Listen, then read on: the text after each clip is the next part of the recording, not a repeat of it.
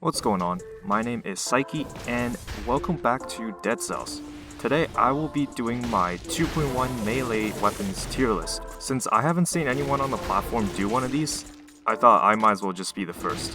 So I've played Dead Cells for a bit over 2 years, ever since 2018, and so far I've taken some breaks here and there, but now that I've reached 5 BC, I'm going to share some of my experiences using all of these weapons. That being said, all of my opinions here is from a 4 to 5 BC perspective, though I will consider earlier boss cells. My tier list will be a bit different than how other people rate it, so every single item will be rated based on 3 criterion. Those are how useful it is, so how good is it at doing what it does? Basically, how powerful it is as a weapon. If a weapon is only good at clearing biomes but not bosses, then it's still not going to reach it to the S tier. Same goes for the other way around. The second criteria is that it has to be fun.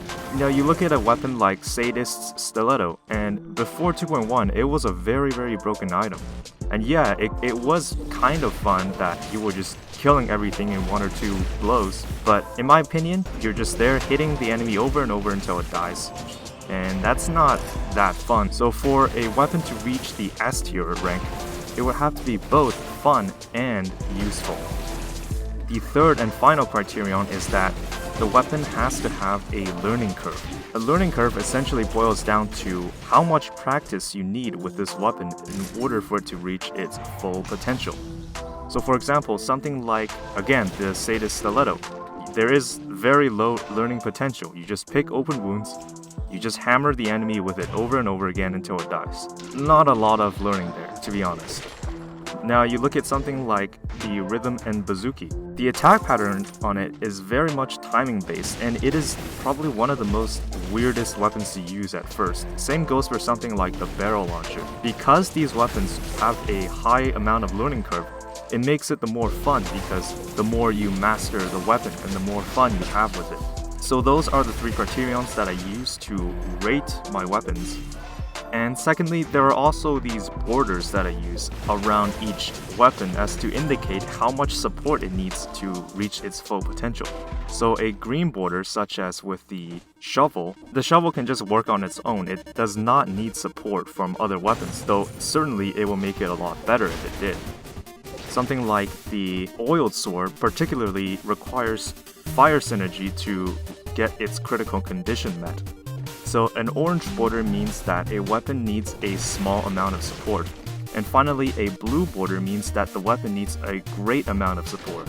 So something like this will be the Hokuto's bow. Even though a weapon needs a high amount of support, it does not mean that it's not viable. So this weapon does nothing by itself, but if you combo this with a lot of damage over time weapons, this weapon will essentially give you free wins because of just how good it is. So the most important thing about this tier list is that this is my opinion, so you do not have to agree with me. In fact, it's more interesting if you do disagree with me since there's more room for arguments. So with that being said, let's get started with the melee weapons tier list for Dead Cells 2.1. So first up we have the Balanced Blade. The Balanced Blade is pretty much only good for one purpose, and that is killing bosses. As for its aesthetics and attack patterns, I think it's rather ordinary. I mean, just look at the weapon. It looks dull, it looks uninteresting, but it is very good against bosses. If I were to choose between this weapon and the Giant Killer, I would definitely choose the Balanced Blade because it can actually do something in biomes, as opposed to the Giant Killer has only hitting bosses and elites as its crit condition. So I'm sure you've seen this in the thumbnail already. I will give the Balanced Blade B for balanced. Next up is the Spite Sword. So the Spite Sword really only has one synergy possible with it, and that is if you pair it with an off-color tonic. So the Spite Sword basically inflicts critical damage if you took a hit less than 8 seconds ago. So how the combo works is that you drink the tonic, which gives you a bunch of blue extra health, and then you just hold up a shield, take some chip damage, and then hit everything with the Spite Sword, which is a viable option. And what I really like about this combo is that you wouldn't really figure this out normally because, first of all, the tonic is a green item and this is a red item. And this is what I really like about Dead Cells, is that there's these really niche combos that make a lot of the lower tier items viable. And I'm not saying that the Spite Sword is a lower tier item, but using the tonic along the Spite Sword is probably one of the most unique playstyles that you can get in Dead Cells. So I would say the Spite Sword is actually an A tier item. Next up is the Assassin's Dagger. So this is one of the first weapons that can be unlocked when playing this game, and really the only synergy with this weapon comes from pairing it up with the Phaser skill, which teleports you behind the enemy. If you pair this with Melee or Instinct of the Master of Arms, you can pull up the Phaser combo really quickly. And plus, the Predator mutation just recently got changed into Brutality, so this can work really well with Assassin's Dagger. And this makes Assassin's Dagger a really viable biome clearing option. So before this video, I was originally going to put this in the C tier, but actually I've changed my mind. I think Assassin's Dagger is a good weapon and it requires some degree of skill to use, but I think the combo itself is just kind of underwhelming in my opinion, so I'm gonna have to put this in the B tier. Next up is the Bloodsword. So the Bloodsword got a nerf in the latest update, got its damage reduced, and on top of that, Hokuto's bow no longer scales with Brutality, so it's really hard to pull off the damage overtime build with this weapon. However, it's still doable, it's just that it just got a whole less good. The Bloodsword's probably one of the most standard weapons to do a damage overtime build with. I would say this is still a good weapon overall. This is a weapon that doesn't do much damage as burst, but you just hit something over and over with it, and then maybe you pair this with the Bloodthirsty shield. Maybe you just run away and then it will just die from the status effect. In the past, I would say that Bloodsword would have been an S tier item, but now sadly it's gonna get demoted to an A tier. Next up is the Twin Daggers. So this attack combo is probably one of the first that players will explore when playing this game. And the thing about the Twin Daggers is that it's fine as a beginner's weapon, but as you get deeper and deeper into the game, this combo just becomes less viable. You want melee weapons to do something right away to get that burst damage and not wait till the third strike because it's just way too slow, especially for a Brutality weapon. So I think as a beginner, like playing at 0, 1, 2 BC, this can work. It's in an awkward spot to know where to put it and to synergize with other items because I can't really see how this can work in a 5 BC setting. So unfortunately, Twin Daggers is going to be the first weapon that gets on the D rank. Next up is the Broadsword. So the Broadsword got moved to survival only before it used to stack with Brutality as well. And the Broadsword, in my opinion, has never been that good of a weapon, though it's certainly not the worst. The main issue with this weapon is that it's just way too slow, especially the combo.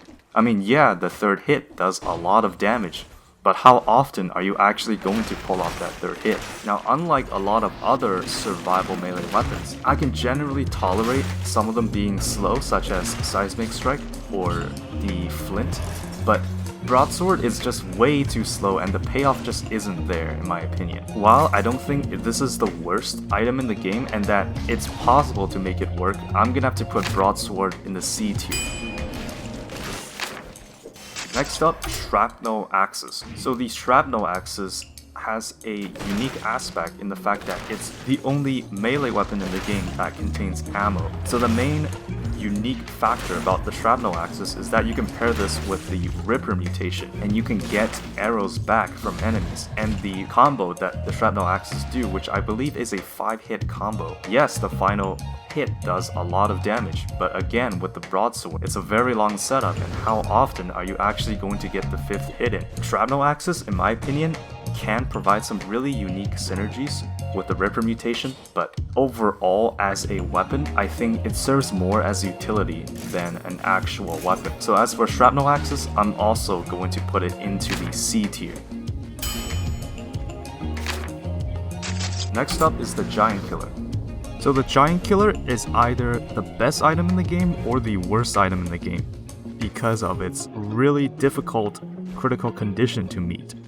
So the Giant Killer is really only good for one thing, but it does that thing really well, and that is killing bosses. It's an item that I would take if I was fighting the Giant, and I saw this in the caverns, and since I'll be fighting the Giant and then skipping High Peak Castle to fight Hand of the King back to back, then yeah, Giant Killer can be a really good item, especially on 2 boss cells, where there's no extra biome after Hand of the King. However, where this item really suffers is in biomes, because from what I've seen, especially in the early game, Giant Killer does like no damage to normal enemies, so you need something to make it work, such as Ice Shards. In fact, if you pair this up with Ice Shards, then it's pretty much a free win on any difficulty, because Ice Shards provides the support that Giant Killer needs. However, because that the Giant Killer is kind of an ordinary item, I can't really see how this item stands out against other weapons with more unique playstyles. And in my opinion, I think the Giant Killer is a really situational item, and for that reason, I'm gonna have to put it in the C tier as well.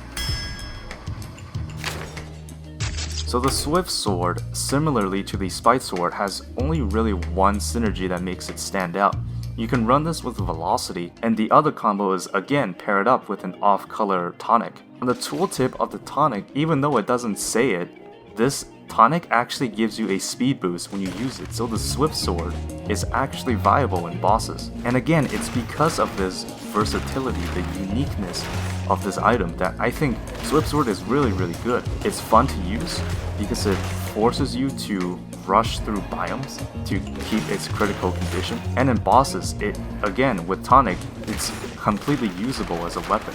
And this is what I really like about Dead Cells, is that you find things that make some weapons work even though it may not look like it. So it is both good and also fun to use, as well as having a good learning curve in my opinion. So Swift Sword, I'm gonna have to say it's an A tier item. Next up is Sadist's Stiletto. So there was a point in time in the game where the heavy crossbow was the most overpowered thing imaginable. It basically kills everything if you press the square button. Sadist Stiletto was that item in 2.0. Because its ability to easily synergize with pretty much anything, you can just pick up the Open Wounds mutation and you can get the critical condition back just like that, even without any other help from other skills or weapons. And this made the Sadist Stiletto probably like an above S tier item during the 2.0 times and before. However, in the 2.1 update, this item got nerfed, with its critical damage reduced.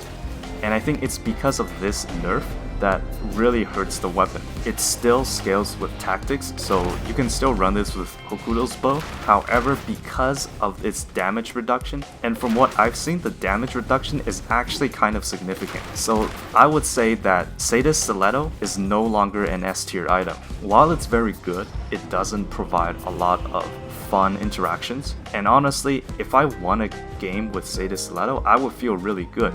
But if I won a game with an item in the D tier, I would feel even better. So I'm gonna say Sadist Stiletto with its reduced damage is probably gonna be in the A tier.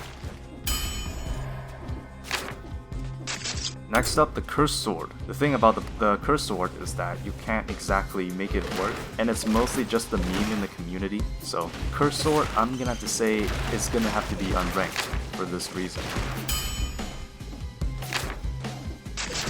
Next up is the Shovel. The Shovel is probably one of the easiest ways to have fun in this game. Sure, it's not, that overpowered, but it can knock away bombs. Against Hand of the King, you can knock away the bombs that he throws, and although the damage on it is not that much, Shovel overall is a really good weapon to find synergies on and win a run with. Yeah, you still have to work for it, you still have to try your best to win the run, even with amazing skills, but I think Shovel provides a really fun experience overall.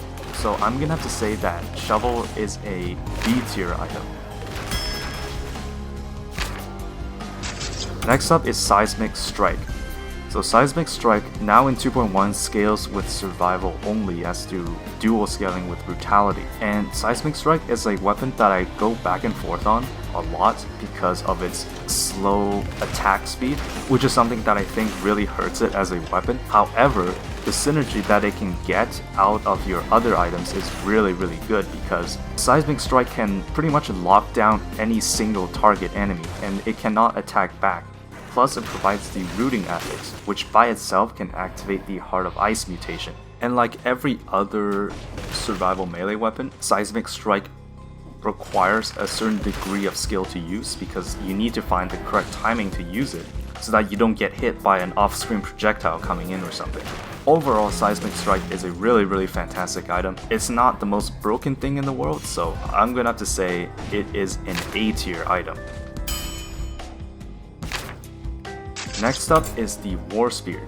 So the War Spear is kind of a weird weapon in the sense that its critical condition is very awkward to utilize. Sure, there is the strategy where you just run through an entire biome on 4 to 5 DC, let enemies teleport to you, you just hang on a small ledge and then just hit them all with the War Spear. Sure, that can work, and yeah, I'll admit that is kind of fun. Where War Spear suffers, along with a lot of other weapons, is against bosses, because War Spear just doesn't work against bosses. It's completely unusable. It's to a point where if you have the War Spear against the boss, it's like bricking your own build, because it just doesn't work. You need a completely different strategy to somehow kill the bosses, and I think this is where the War Spear really suffers. So War Spear, I'm gonna have to say, unfortunately, a D tier item. Next up is the Impaler. Now, unlike the War Spear, the Impaler is actually somewhat viable. So against bosses like Mama Tick, you can just stun the boss in the side because Mama Tick is always, against a wall. And in biomes, Impaler is really good if you pair this with something that has knockback, such as Spartan sandals or even Hayabusa boots. Same thing with the War Spear, where the Impaler kind of suffers is against bosses, especially the later ones. So I would say Impaler, it can work in the early game, but I think it's going to be a bit difficult to use in the late game. And for that reason, since it's more viable than the War Spear, I'm gonna have to say Impaler is a C tier item. Next, the Symmetrical Lance. Now, the Symmetrical Lance, same thing goes for the War Spear and the Impaler. The Symmetrical Lance does really well in biomes. And from what I've seen, the range on the Symmetrical Lance is massive. Like, you can almost hit something that's off the screen coming in. And because of its really powerful range, you can get out of range from a lot of enemy attacks. And this alone makes it stand out in my opinion. In biomes, yes, this can work. And against bosses, it does need some serious support to make it work, such as using ice shards or even running Giant Killer as a separate strategy with it. So I'm gonna have to put Symmetrical Lance in the B tier because while it suffers some of the same issues that the Impaler and the War Spear, I think Symmetrical Lance is a lot more viable as an option, especially if you dual bind this with ice shards. Next up, the Rapier. So the Rapier is also one of the easiest critical conditions to meet, and there are a lot of interesting synergies you can do with this weapon. In the 2.1 update, because of how backpacks work, you can fit a weapon in your backpack, maybe using the Porcupine backpack, and every time you roll through the enemy and it will do something. And then you follow this up with the Rapier, and yeah, that is some really interesting synergy ideas. The Rapier really challenges you to roll as much as possible without being too excessive. And honestly, that can be really fun. And for that reason, I'm gonna have to put it in the B tier. Next up is the Meat Skewer.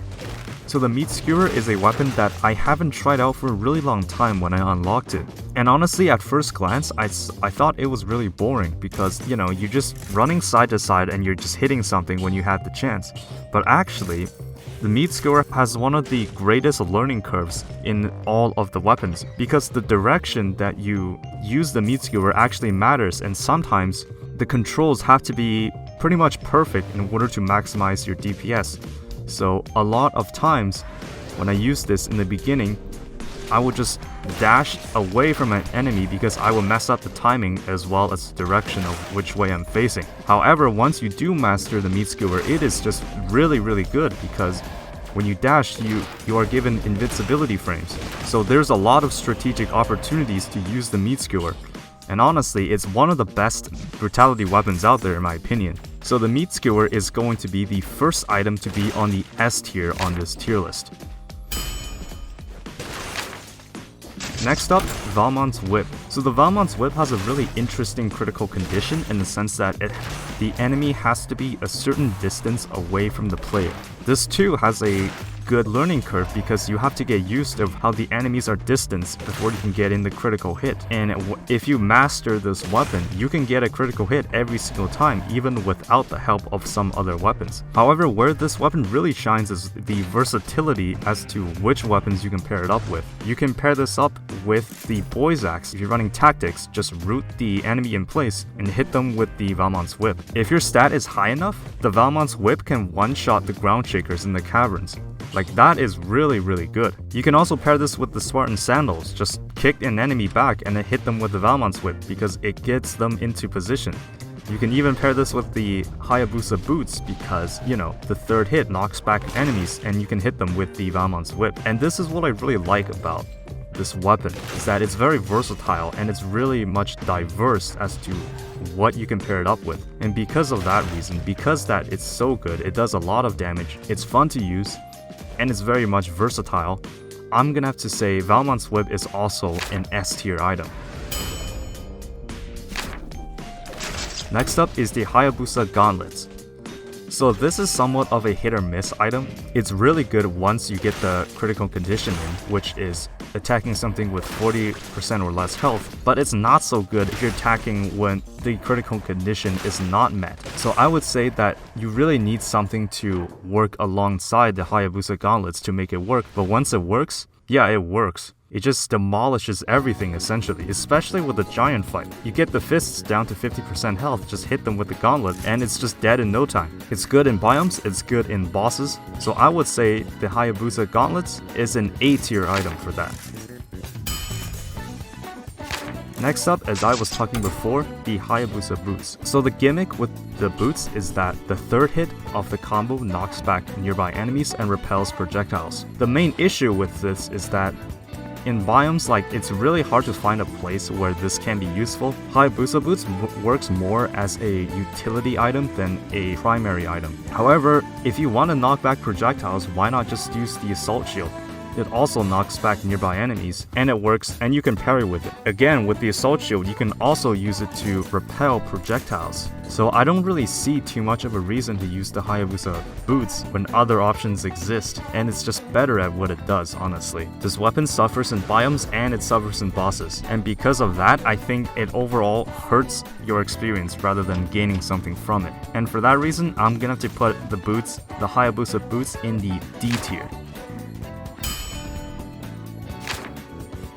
Next up, the spiked boots. The spiked boots is somewhat of an odd thing to do critical hits with because it's not going to be something that you go out of your way to do. So for example, you're not going to wait till an enemy is just attacking before you hit them with the boots, because you're just going to hit them with the boots regardless whether or not the enemy is doing attacks. And sometimes, yes, it can do a critical hit, but how often are you going to wait until the last second and risk getting hit yourself? Plus, the spike boots have a downward smash movement, so it's actually kind of hard to wall run with it. Most of the time, I just even forget that this was in the game because it's just really ordinary. I can see opportunities how it can work, but overall, it's a pretty forgettable item. While it's not the most useless thing in the world, I will give this item a C tier. Next up, the Spartan sandals. So the Spartan sandals is somewhat of an infamous item in the community in the sense that a lot of people like it, but a lot of people don't like it. So the gimmick with Spartan sandals is that you can knock enemies into walls, and this is among one of the few weapons in the game that can stun lock enemies. If you kick like a hammer into a wall, you just kick it over and over until it dies, and it just cannot do anything to you. It's always fun to use this in tall cliffs and you yeet enemies off ledges. That's always fun. And again, where this item suffers is against bosses. But here, I think it's because Spartan Sandals works more as a utility weapon than a primary weapon, where it really shines. So again, if you pair this with the Valmont's Whip, you can use this as a primary weapon in biomes and then switch over to the Valmont's Whip during bosses. I think because of the versatility and because of just how fun it is to use this weapon, personally, I would say the Spartan Sandals is an A tier item. Next up is the Nutcracker. So the Nutcracker got changed.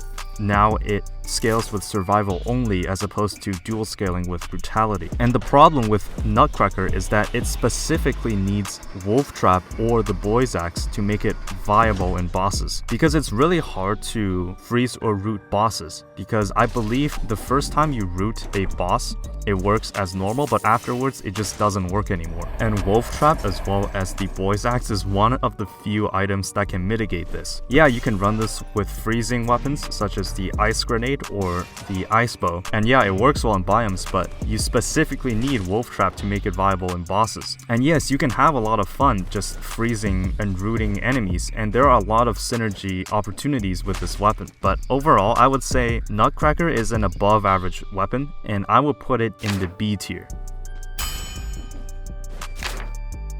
Next up, the Wrenching Whip. So the Wrenching Whip is also one of the first items available to the player when they start out.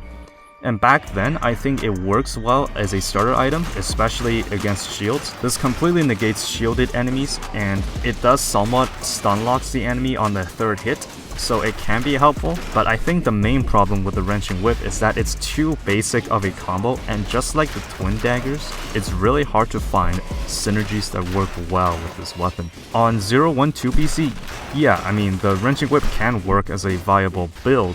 In the 4 to 5 BC landscape, you're looking for something that makes more of a significant impact. And I think the Wrenching Whip, like the twin daggers, just takes too long to set up and use. So unfortunately, I'm gonna have to put Wrenching Whip in the D tier. Next up, the Oiled Sword. The Oiled Sword also got a nerf in the 2.1 update with its damage reduced. However, the Oiled Sword has always been a viable weapon, even in 4 to 5 BC, because it's so easy to synergize with, and the rewards of getting that synergy is very much massive. So in addition to the critical hits you get from the Oiled Sword, you also get the burning status, and that is what makes the Oiled Sword really useful. And because of the nerf, it's not overpowered like before, so as for the Oiled Sword, because it's so easy to synergize from, it's so easy to find a place for in builds, I'm gonna have to put the Oiled Sword in the A tier. Next up is the Torch. So the Torch, where it really suffers is against flying enemies and tall enemies, because the range on the Torch is very small. However, on the flip side, you do get to inflict burning damage to enemies, so that can kind of work in your favor. However, this weapon is harder than the Oiled Sword to find synergy with, because this is the weapon that gives fire, so you have to find something else that can benefit from the fire synergy, because there's really no reason to take the Torch by itself, since it's a very basic weapon, though it does that basic thing really well, which is inflicting fire. So overall, I would say the Torch, you need something to work with it to make it stand out, but overall it is a very much solid item, and I would give it an A tier. Next, the Frantic Sword. So the Frantic Sword, I thought in the old melee system worked really well, because it really emphasized that high risk, high reward gameplay. You just get half your melee bar filled, and you could do infinite critical damage with it, which is awesome. However, in the 2.1 update, because of the melee's change, so right now, I'm not sure as to how the Frantic Sword is supposed to work, because I've tried this in the latest update, and even though I had more than half the melee bar filled, the Frantic Sword just wasn't doing critical damage. The only way that it does critical damage right now is if your health is below 50%, which I'm not sure if that's how the weapon is supposed to function as intended. So if this was in 2.0, I would have given Frantic Sword an S tier, but now because it's in an awkward spot where I'm not sure whether or not it's working as intended, I'm gonna have to put this in the unranked tier. Next up, the Flawless. So the Flawless either works or it doesn't work, and when it works, it really works. But when it doesn't, the Flawless is pretty much a bricked item in your loadout. So unlike the Cursed Sword, I think the Flawless actually works as a viable strategy. The problem is that you cannot get hit using this weapon. So I think the Flawless works way better in survival than it does brutality. And how you can reduce the chance of you getting hit is with some items such as the Ice Armor or the Ice Grenade. If you needed some extra support even when you are hit, you need a bit more survivability, there's also Tonic, as well as some other survival options such as Wolf Trap or Root Grenade even. A really popular thing to do is dual binding the Flawless with the Ice Shards, and if you also put a shield in your backpack, you can reduce a lot of the chances of you getting hit. The critical damage done by the Flawless is no joke, and I think because of this really perfectionist mindset, you do need a very specific build to make the Flawless work, but when it works, it's very, very good. So I would say the Flawless is an A tier weapon for that reason.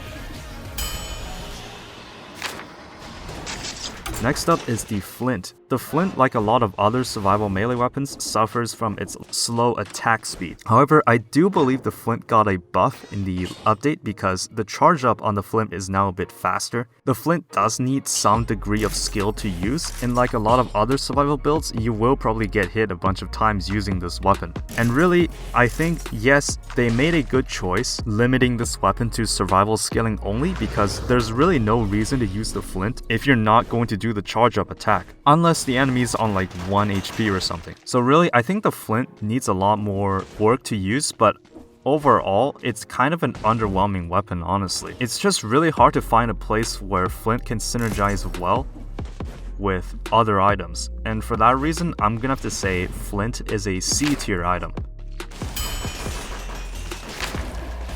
Next up is the Crowbar. So the Crowbar in the past really had one synergy only, and that's with the emergency door. However, in the latest update, for some reason, they changed the Crowbar to scale with brutality only as opposed to also with tactics. This is a problem because the door scales with tactics only. So I don't really know why they made this decision, because if you're going to run the Crowbar, you are going to have to run an off-color door, which can be very, very awkward. So before, because this synergized exclusively with the door, I thought it can work as a build because the cooldown on the door is only about 2 seconds longer than the Crowbar's critical damage, period. So if you pick something like Melee or Instinct of the Master of Arms, you can actually get the cooldown on the door really quick, and as long as you keep breaking the door, you can keep doing critical damage. So I thought that was very good, and in addition, the Crowbar has a really good attack speed. However, because of the off-color weirdness of the door, I just can't see the Crowbar being very viable outside if you don't have the door. So overall, the Crowbar, I can't really see how it can work. It just needs a lot more support. So sadly, I'm going to put the Crowbar in the D tier. Next up, Rhythm and Bazooki. So this item is one of the most bizarre items to use in the sense that you can't just spam the attack button and expect it to work. There's a very timing-based strategy to go along with the Rhythm and Bazooki. It's a weird item in the sense that you hit the attack button on a rhythm, and then the attack comes out like 1 second afterwards. So I think because it really invites a strategic mindset, the Rhythm and Bazooki is one of the most fun weapons in the game. And on top of that, this item does a lot of damage. I know in the latest update the damage got nerfed, but the damage on the Rhythm and Bazooki is still very, very substantial. And even though it scales with survival only now, I'd say the Rhythm and Bazooki is one of the best melee items in the game.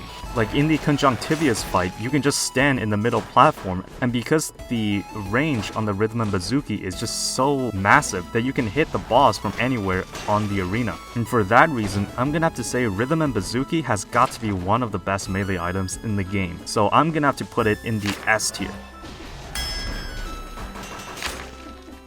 Next up, the Scythe Claws. So the Scythe Claws got a change in the latest update, where its attack speed increased, but its damage got reduced. Now some people might argue that this is a nerf, however they also made it so that each claw has separate affixes, and with the addition of the newly added mutation, the Kill Rhythm, the increased attack speed really makes up for its lack of damage. And most of the time you are going to be hitting the boss damage cap anyways, so the Scythe Claws is one of the most rewarding weapons to use because once you get the critical hits down, you can pretty much one-shot anything in the game. Now this is an item that I would say needs the victim's slow down nearby enemies affix to make it work really well. Plus, because of how backpacks work, you can fit a shield inside your backpack, and this can further help the Scythe Claws. Because of its sheer damage potential and a lot of fun synergies that go along with it, Scythe Claws, I'm gonna have to also give it an S tier. Next up, the Flashing Fans. So the Flashing Fans has a somewhat of a steep learning curve in the sense that you can repel enemy projectiles and do critical hits with it, but the main problem comes that if you miss, you're pretty much screwed, especially on a tactics build. Like, you really don't want to miss with this weapon. Now, in the hands of a professional player, the Flashing Fans can be very good. There are a lot of strategic times where it can be used, especially in bosses where you have to pick the right bosses in order to get the full effect of the Flashing Fans. And I think that's really, really good as a weapon because it encourages the player to experiment and find the correct way to use the weapon. And while it's not the best thing in the world, I would have to say the Flashing Fans is a B tier item. Next up is the Vorpan. So the Vorpan is kind of like the essence of brutality in the sense that you really want to get close with the enemy to get its critical condition. The Vorpan pairs up really well with the grappling hook and maybe some other weapons, and its damage and its critical damage condition is really easy to meet. But where the Vorpan suffers is in its range, since like the Torch, the Vorpan has a very short attack range. While it works really well in some biomes and bosses, I think that the Vorpan is somewhat of a basic thing to use, and I think while it is a good item, there are other better items that kind of overshadows it. So I'm gonna have to put Vorpan in the B tier. Next up is the Tentacle. So the Tentacle is something that I've never really thoroughly tried out because it's a very weird weapon to use. The main reason you will want to use the Tentacle is because of the dash attack, where you pull yourself in towards an enemy and then do a critical damage to travel through them to the other side. However, you really don't want to do the melee attack with the Tentacle because it does like no damage. And the problem with the Tentacle is that you really want the critical hit to count because you are committing a lot of time and energy into that movement. Like, you are traveling across a platform to hit an enemy and you're landing somewhere really close by to them, which can be dangerous in some situations. Overall, I think the Tentacle has some fringe usage, but I'm gonna have to say that the Tentacle is a C tier item. And finally, we have the newly added weapon, the Katana. So the Katana really is a unique weapon among other weapons because it's the only weapon in the game right now that has two separate attacks with one button, in the sense that you can dash through an enemy while you hold the attack button to do critical hits. A combo that I find really useful with the Katana is with the Predator mutation, because you could just kill an enemy with the Katana, turn invisible, go to another platform and do the dash attack, and you can rinse and repeat for the entire biome. And basically, you will get everything without enemies even noticing you, which is really good. And because of its versatility, because of how many ways you can use the Katana, I think the only part where the Katana kind of suffers is the forward movement on its 3 attack, that it can be weird sometimes when fighting bosses, especially the giant, that if you do the normal attack, you will fall off the fist and then you have to climb back up again. But overall, because the Katana is such a versatile weapon, it is very fun to use and distinguishes itself from every other weapon in the game. And for that reason, I'm gonna have to put it in the S tier. So there we have it. Here is my full melee tier list for Dead Cells 2.1. Now, like I said before, this is my opinion and you are allowed to disagree with me. The interesting parts about discussions is that, in fact, it's most interesting if you do disagree with me because there's room for arguments. If you do disagree with me, then let me know in the comments. So in the future, I plan on doing also the ranged weapons as well as the skills in the game for 2.1, as well as some other Dead Cells guides. So if that kind of thing interests you, make sure to stick around. So that's gonna be it for me today. Thanks for watching.